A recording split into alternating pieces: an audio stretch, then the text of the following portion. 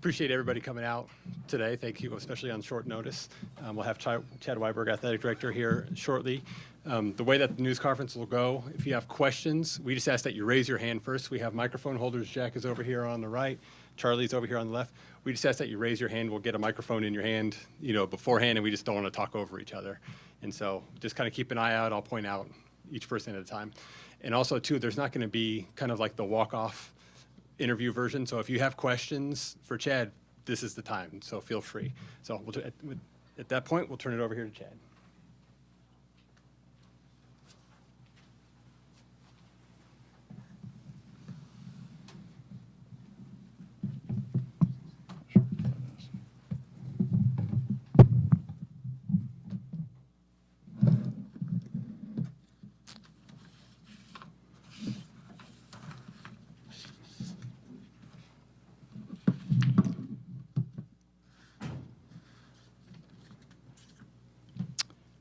All right, good afternoon. As you know, today we made the decision to part ways with Coach Gundy. These decisions are never easy and happen only after much consideration. As with any head coaching change, this impacts not only one person and one family, but many. And all are good people working very hard for our student athletes and for Oklahoma State University. We are forever grateful to Mike Gundy. Between his playing days as quarterback for the Cowboys and his years as coach, he has spent over half his life at OSU. He has raised his family here in Stillwater. He is a Cowboy. You've seen much of this before, but it is worth repeating. Mike Gundy finished his playing career as the Big 8 Conference career passing leader. As head coach, he led the Cowboys to the best era of sustained success in program history, highlighted by a Big 12 championship in 2011, 5 New Year's Six bowl appearances, and 8 10-win seasons. His 170 career coaching victories are 108 more than any other coach in school history. A 3-time selection as Big 12 Coach of the Year, Coach Gundy was honored as National Coach of the Year in 2011 and 2021. He ranks 6th in college football history with 12 bowl victories, trailing only Joe Paterno, Bobby Bowden, Nick Saban, Bear Bryant, and Mac Brown. His 102 victories in Big 12 games trail only Bob Stoops and Bill Snyder. Coach Gundy coached more than 500 graduates, 48 All-Americans, 7 major award winners, and 42 NFL draft picks at OSU. In short, we all have high expectations for OSU football because of Mike Gundy. Unfortunately, the results of the last year have not met the standard. Decisions and significant investments were made following the end of the 2024 season intended to make us better. The outcomes so far this season have also not met expectations, leading to the decision that it is in the best interest of OSU to start the process of identifying the next head coach of Cowboy football. It is the athletic director's primary job to make tough decisions like this. Knowing this choice has broad implications for the entire institution, I have had lengthy discussions with President Hess, and we are of one mind and in lockstep in this decision. I'm grateful for his support. I'm also grateful to Doug Meacham for agreeing to be the interim coach during this period, and I'm grateful to Rob Glass for agreeing to lead the administrative duties of Cowboy football so Coach Meacham can focus on our student athletes and the team. I was so proud to see the terrific attendance at our game Friday night. I want to thank our fans for demonstrating loyal and true. In particular, I want to thank the students who come early, stand in line, fill the student section, and together with the Cowboy Marching Band, inject infectious energy into Boone-Pickens Stadium. In the remaining 5 home games on the schedule, it will be very important that OSU fans continue to come out and support our players, our program, and our university. Again, this decision in no way should take away from the years of success OSU football has had under Coach Gundy's leadership. Thanks to him, we know winning the Big 12 championship, going to the college football playoff, and competing for championships are realistic goals. They remain attainable goals, but the stakes are high and competition is intense. It will be critically important for the OSU family to unite behind the next leader of Cowboy football. With that, I'll pause and take questions. Chad, did you can you confirm that you did get a new contract? That you did get a new contract? But we're not here to talk about my deal. I'm Just yes or no? No, that is not something that's completed, and that's something that I'm not worried about at this time. I feel very good about where I'm at. I feel great about my relationship with President Hess and his leadership of this university. Feel great about about our board and the support from the board. So I'm not worried about that today. With regard to Mike's relationship with the university, to what extent was it damaged, do you think, Chad, last November when he said what he said about fans, and it seemed to anger donors and it seemed to anger fans, but just how important or significant was that moment in this process? Yeah, this isn't about one moment. If we were stacking up moments, right, there's a whole lot of moments that are in the good category, but this is about the bigger picture, and absolutely our donors and our fans are critically important. That's true all the time, and it's more important now than it ever has been. But this was not about one moment. Chad, two questions. Kind of piggybacking off of that, when did you know that there had been enough moments that this was the decision you'd ultimately have to make? Yeah, I think that speaks a little bit to the timing of how we've gotten here. This was not something that, I thought we would be doing today on this Tuesday, right? I fully expected to beat the University of Tulsa. I expected the results of this season to be different than they've been so far.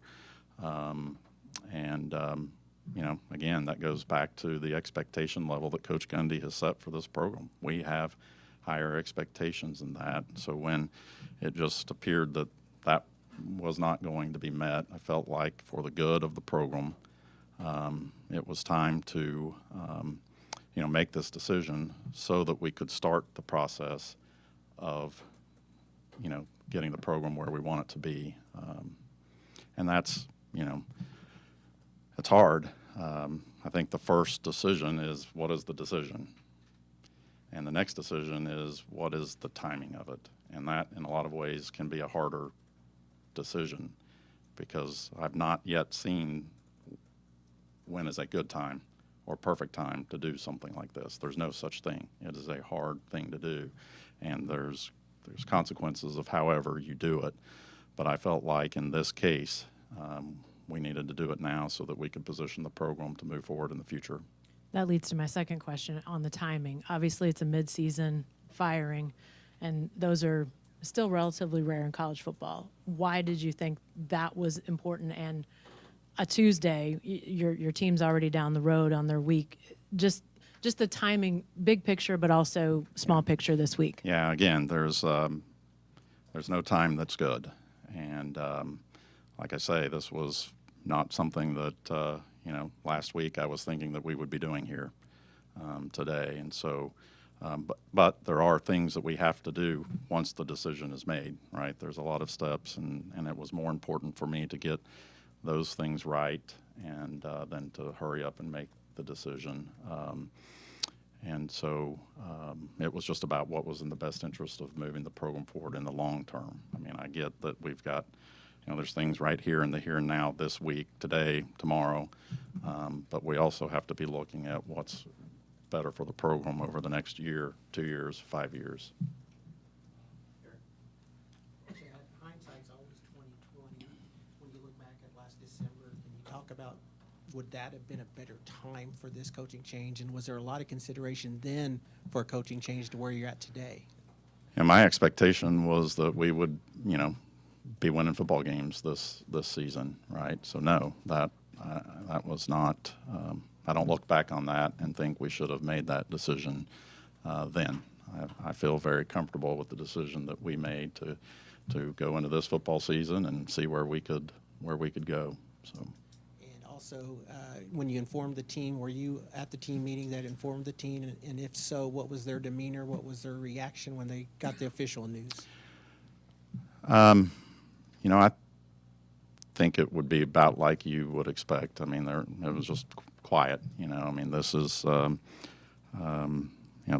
in some cases, I'm sure this is the first time that most of those players have been through anything like this, and I get that, right? I'm very sensitive to that, and so my main message to them is, look, there is, first of all, there's nobody in this room that this is their fault, right? And but there are a lot of people here at OSU that are here for you, and your coaches, the staff here. So, I feel really good about the support that we have around them, and they're here to play football, and that has not changed.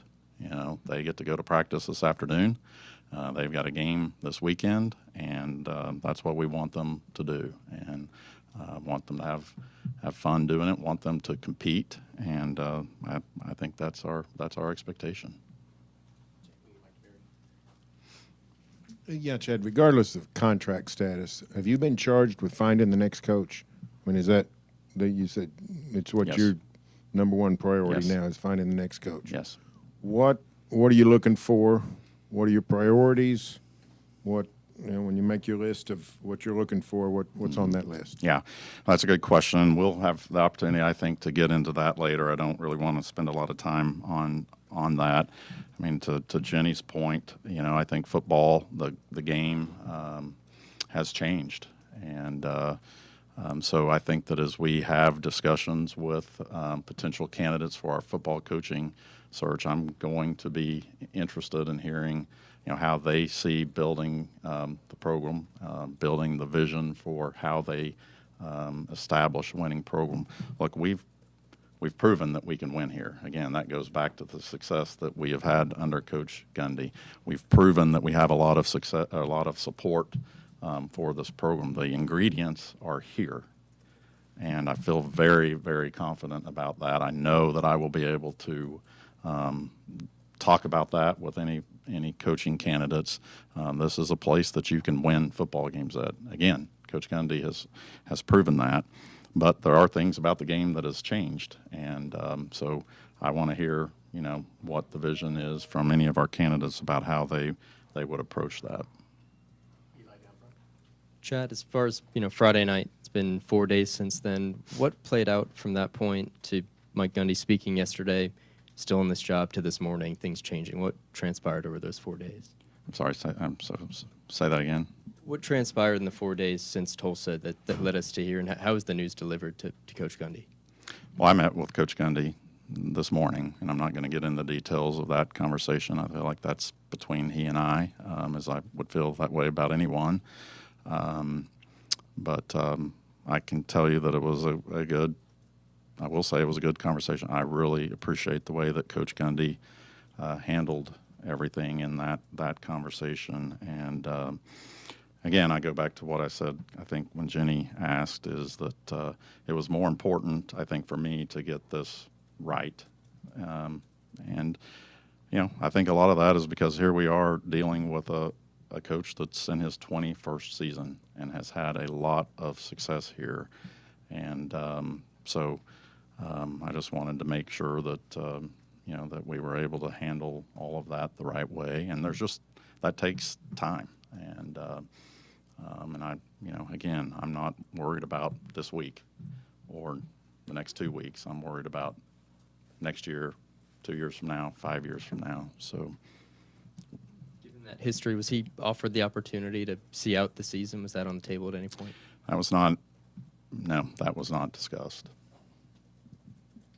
Chad, for 4 years before you became the AD, you essentially worked out of the football building. You were there a lot. So does this feel more personally difficult for you because you were kind of shoulder to shoulder with Mike all that time? Well, really, for 8 years, right? Yeah.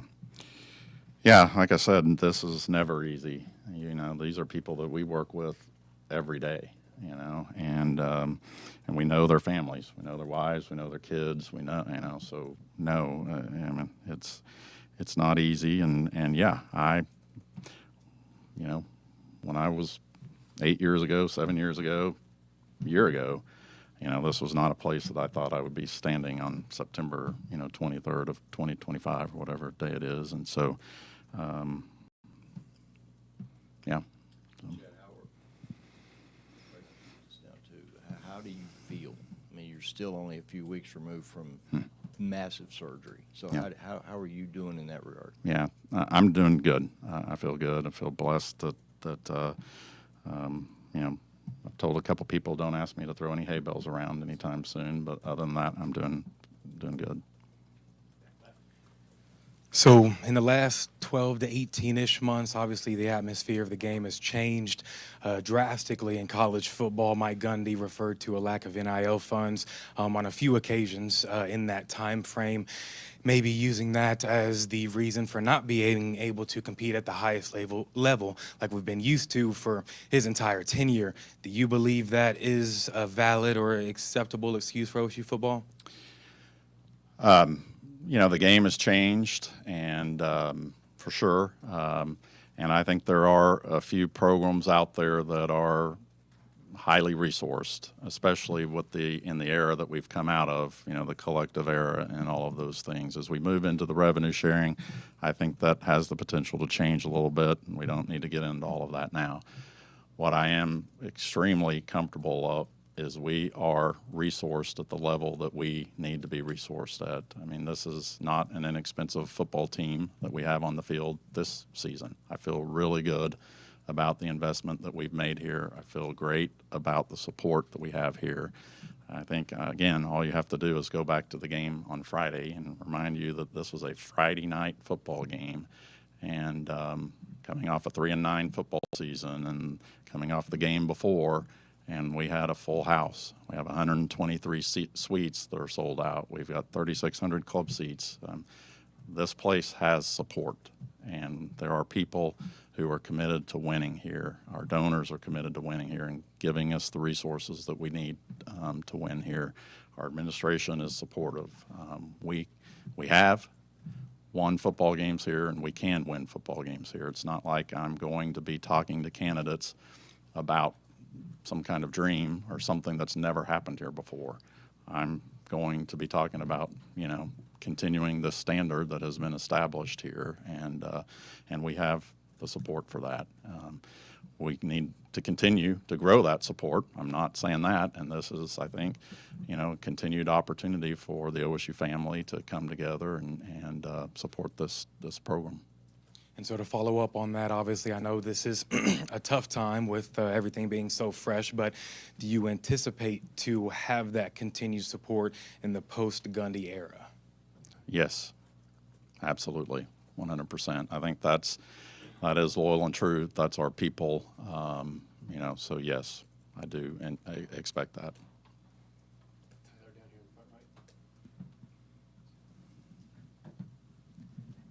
Hey, Chad. Before the 2024 season, just speaking to what Gundy accomplished, you mentioned that throughout your tenure, you felt confident OSU is far above the cut line in terms of, that's what you called it, the big picture of college football. Do you feel like in the last year and a half, the margin y'all had above that cut line has shrunk, and does that make this search now even more critical? So I believe that we are in a window of time here that is critical. Television contracts for conferences will be coming up in the next 5 years, and that has typically been the trigger for conference realignment. And so I think we are in a critical period. And I think winning is a big part of setting yourself up for success in whatever happens, right?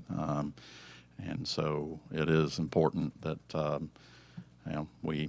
we get back to the standard of Cowboy football. It's important that we make a really good decision with the hire, and it's important that we get behind him and support him at a level that he can be successful with this program. Just to follow up, because of all of that happening, just the changes in college athletics overall, does that make a decision like this maybe have to happen faster than it would have a couple years ago? Yeah, and I think Jenny may have asked that question before too. I mean, in that, yeah, these are new times. You know, I don't know if they're unprecedented times or whatever, but as the you know, the game changes, right, and all the rules around the game and the you know, when the portal's open and all those things, I think those do have an impact on you know, some of these types of decisions. I mean, you all are aware we're not the first school that has a coaching opening this season. So, yes, 10 or 15 years ago, this would have been highly unusual, but we're not playing under the rules that we had 10 or 15 years ago. So we have to adjust to all of the, you know, the different intangibles or the different things that you've brought up. So. That being said, Chad, with the midseason, I mean, it's obviously been forever since you guys have hired a football coach, and not in midseason. I don't know if ever that's happened. So what's your hope and expectation of timing and how this might work? Because obviously you're going to be looking primarily at candidates that would be coaching. So when would you like to have someone in place, and how could they operate even though they might still be employed elsewhere? Right. Yeah, I think that you know, virtually everyone that we'll be looking at is going to be coaching, and but I think that what this does is it allows us to you know, be in a good position for moving as soon as they are finished with their coaching, but also helps us be able to lay a lot of groundwork about our program again and get it ready for, you know, success, answer those questions that any candidates may have about our program. So that's what we'll be doing over the course of these next few weeks.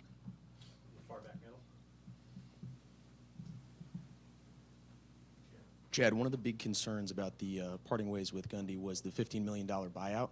I'm curious if you're willing to discuss kind of where the university came up with that $15 million. That's not a small sum of money. It'll come out of just our you know, revenues, our operating budget, those sorts of things. So no, it's not a small amount of money, especially today when we're trying to do revenue sharing and all of those things. But it is just part of it, and we'll honor our contractual obligations. So. Following up on that, was there any donor support for that buyout? I did not ask any donors to support that buyout. Thank you. Jack, can you bring the microphone here to Brian?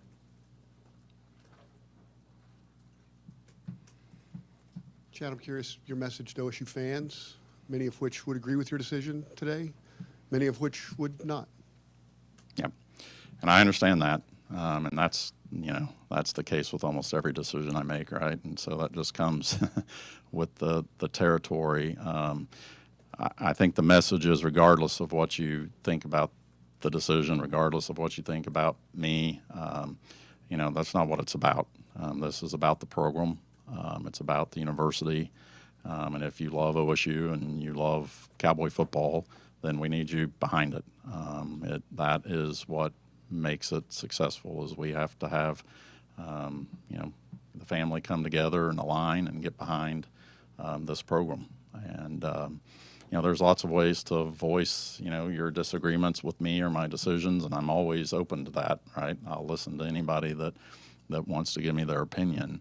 But I hope that we can take off the table not supporting this program, because I don't understand what good that does for anyone. And I don't believe that'll be the case. And that, you know, this place, I mean, that's not how, again, I just point back to our Friday night football game and that crowd. I think that is a great, perfect example of what this place is about. And so I think they'll be there, they'll be behind this team now and moving forward. Yeah, right here. You mentioned that this decision, you're not as concerned with the next week or 2 weeks. What is a realistic timeline for a new staff to be able to get this program to a level that you'd be happy with? I'm not going to put a time frame on it. You know, I think that would be doing a disservice, you know, to to our next coach. That's something we can certainly talk about in the process, and something that he may want to address that question when he gets the opportunity to stand up here and do that. But I'm not ready to do that right now, and certainly not going to do that to him, whoever that is. So.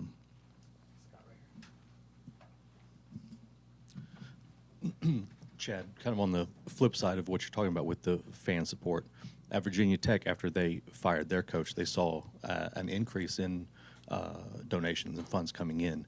Do you anticipate, do you have any feeling that something like that could happen? And it's not just as a slight to Coach Gundy, but Right. just the idea of a clean slate.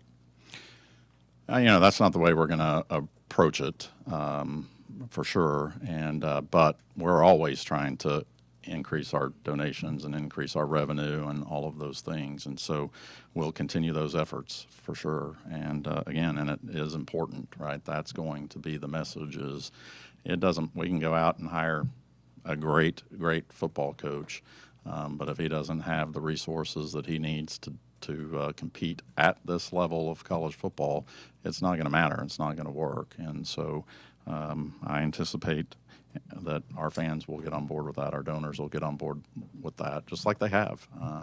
Again, I go back to we aren't lacking for support. I know there's people out there that think that we are, but this is not the 1980s OSU. We have come a long, long way from then. I would invite any of you to, see how many other schools have 123 suites in their football stadium.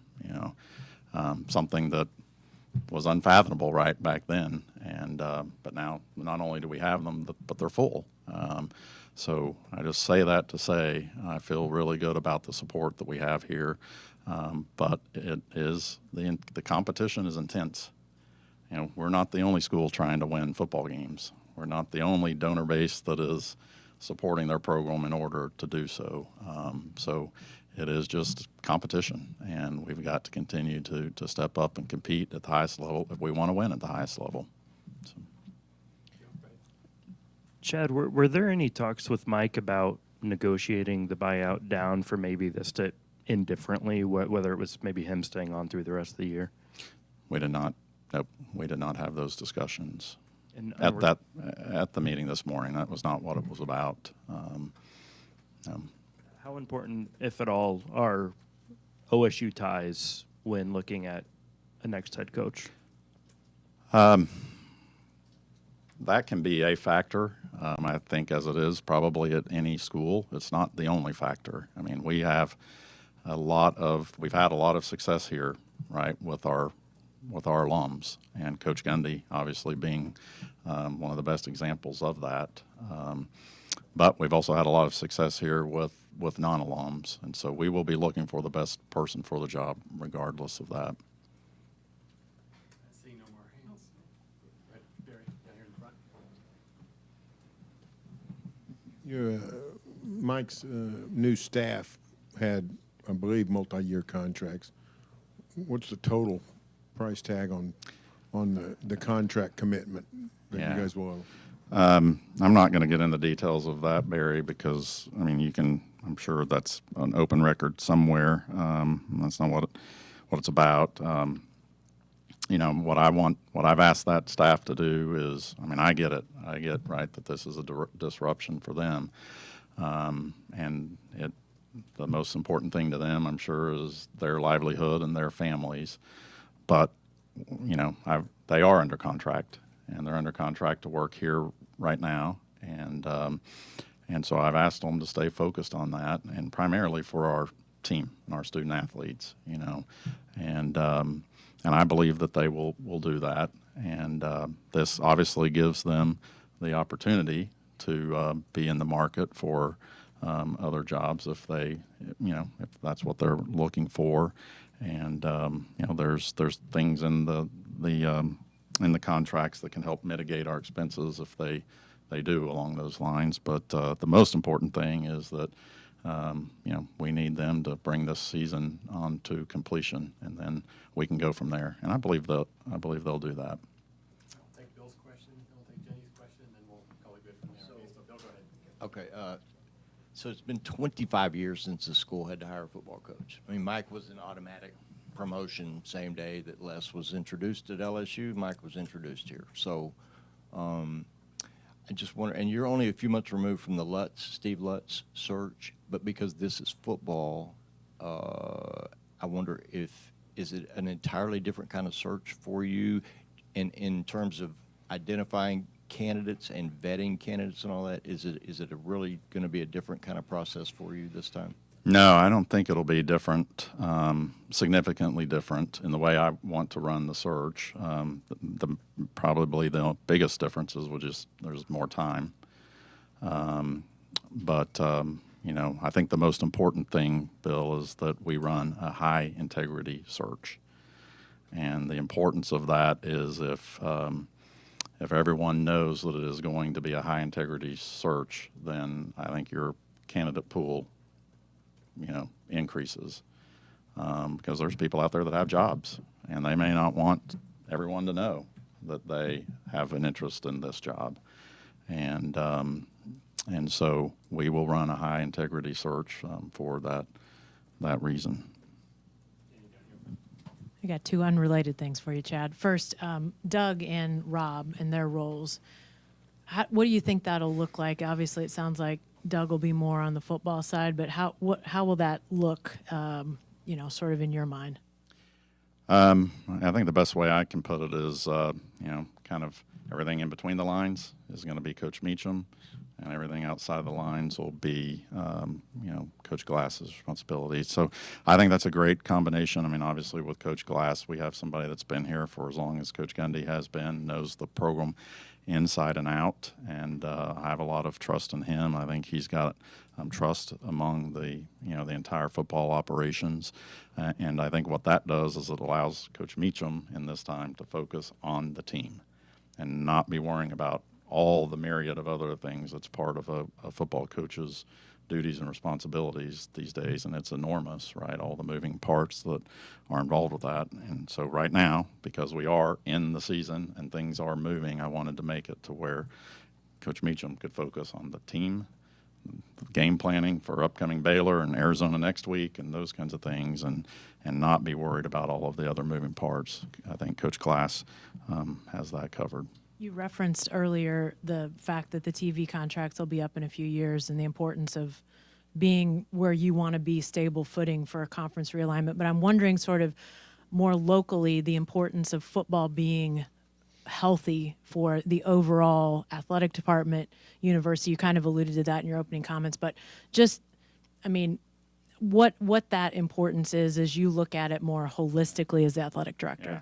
That's exactly right. President Hess and I have those conversations, as I think every athletic director and president around the country are having those conversations, and that is part of why, this is not just an athletics decision. This impacts the entire institution. I think it's, you can read all kinds of articles almost every day about, the value that an athletics department brings to the institution in terms of the national reach and the marketing and promotion of the institution, the number of eyeballs that are on games every Saturday, those kinds of things. It's a marketing arm that is hard to put a dollar figure on, and so I think those are all important to the institution, to enrollment, to donations across the board, and those are the conversations that I've had with President Hess, and like I said, he's been very, very supportive. Chad, having seen this at other schools, kind of knowing what the process looks like from a recruiting standpoint, already had an in-state running back decommit today. You got 2 4-star defensive linemen committed, actually a pretty good recruiting class. And I know it's a bigger picture decision, but how much of a concern is losing a recruiting cycle? Yeah, and I mean, it's a concern, Robert, but I think, as you know, that's going to happen about any time that you do it. That's just part of it. Now, just because they're decommitting doesn't mean they can't recommit, and that's part of the challenge. Is we want to stay in the in that conversation with them, and I'm sure some of them will, but we hope not, and we're going to work to try to make it not. We are I think what we would ask is just give us a little bit of time, wait and see what it is that we do, and then you can make that decision. Signing day in December, are you looking to try and get something in place before that signing day? I'm aware of the timeline and all the implications of that, and so yes, that will all be in consideration, but not at the expense of getting who we think is the right coach for the long term. Barry, this will be the final question. Yeah, Chad, you actually had some viable options to be the interim head coach. Why'd you go with Doug? We had some conversation about that, and I think for a number of different reasons. But I felt like that he was, the person that by elevating him to that position would be sort of the least disruptive to all of the other positions. If we were elevating someone else, I think it could create more moving parts than we already have. He is an alum, so he, I think, has an understanding of this place and the culture and the program, and so I think that was also a factor. So just one thing I will say is that we look forward to continuing to celebrate Coach Gundy and his accomplishments. There will be a time and a place soon for that to happen here, and we will do those things. So we are very appreciative of everything that he has done for this place, for this university, and for this program. So, thank you.